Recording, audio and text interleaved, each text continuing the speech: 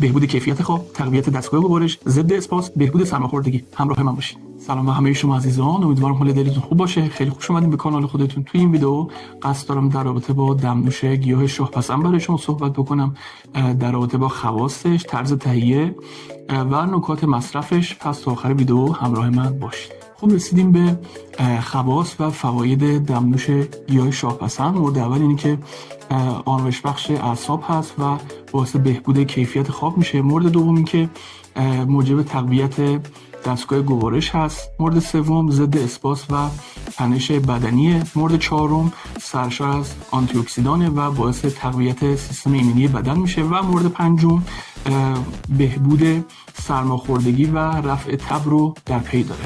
اینو هم اضافه بکنم که شما برای تهیه دمنوش گیاه شاهپسند هم میتونید از گل این گیاه استفاده بکنید، هم از برگش و هم ترکیبی از هر دوی اینها.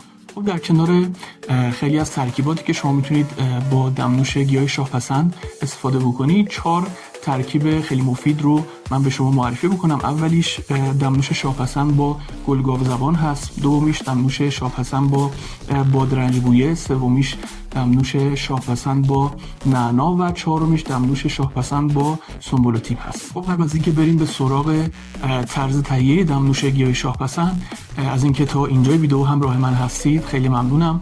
من قصد دارم توی کانال خودم حدود 300 دمنوش تک رو به شما معرفی بکنم. پس اگر شما هم مثل من به دمنوش علاقه دارید، حتما کانال من رو سابسکرایب کنید، دکمه زنگوله رو بزنید، با لایک و کامنت خودتون از من حمایت بکنید تا بتونم این مسیر رو بهتر ادامه بدم. متشکرم. خب برای طرز تهیه دمنوش گیاه شاهپسند، یه قاشق غذاخوری برگ یا گل خشک شده این گیاه رو توی یه فنجون آب جوش بریزید.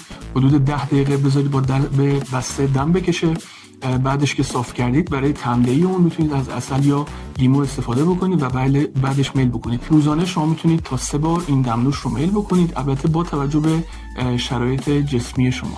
خب در رابطه با نکات مصرف دمنوش گیاه شاهپسند، مصرف بیش از حد یا طولانی مدت این دمنوش باعث بروز مشکلات کلیوی، حساسیت‌های پوستی یا تنفسی و ناراحتی‌های گوارشی میشه و برای استفاده از این دمنوش در دوران بارداری و یا دوران شیردهی حتما با مشورت و توصیه پزشک باشه. خیلی ممنونم که تا اینجا همراه من بودید. امیدوارم این ویدیو هم برای شما مفید بوده باشه.